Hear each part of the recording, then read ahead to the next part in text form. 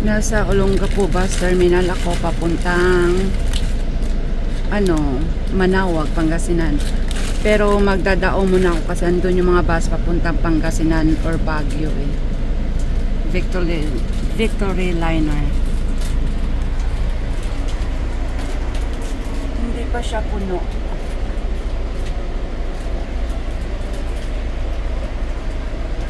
$6.20 paalis namin eh. Ako lang mag-isa kasi yung mga kaibigan kong kasama ko dapat hindi sila pwede kasi may busy rin. Maraming pasahero naghihintay dun sa oras nila. Ito para saan bus kaya?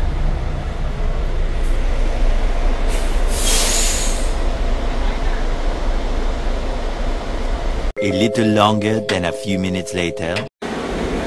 Nandito ako sa bus terminal.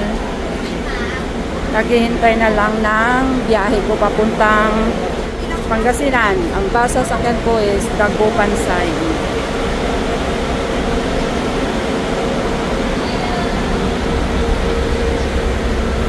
One eternity later. Yung solo flight ka lang pumunta sa Manawag.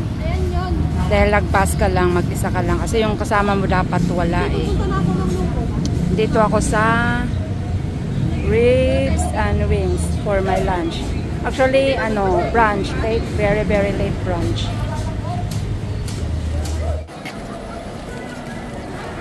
Kakatapos lang ng 12 noon mass. Sunday mass. Daming tao.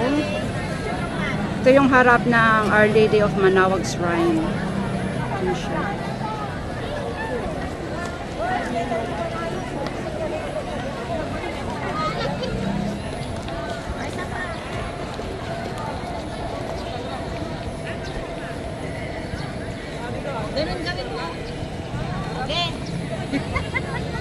Pagkatapos ng misa, ang busy ng mga tao magpa-picture.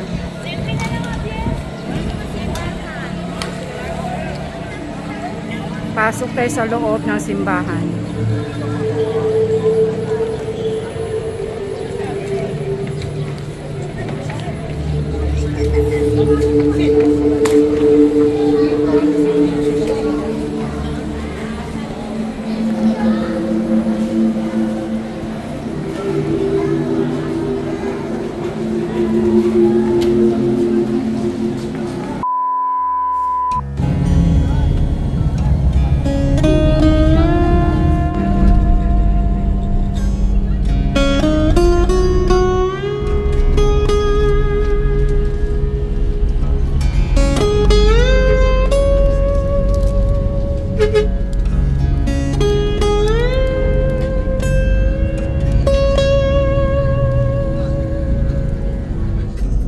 On the way back home,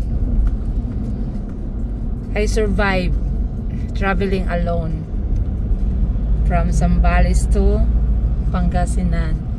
Imagine that, mahal ko. You had fun? Not really. Yeah, I'm happy because I went there and visit Mama Mary, Our Lady of Manawag. It's too hot though and so busy. Oh my god. That place is always busy. Yeah, I know.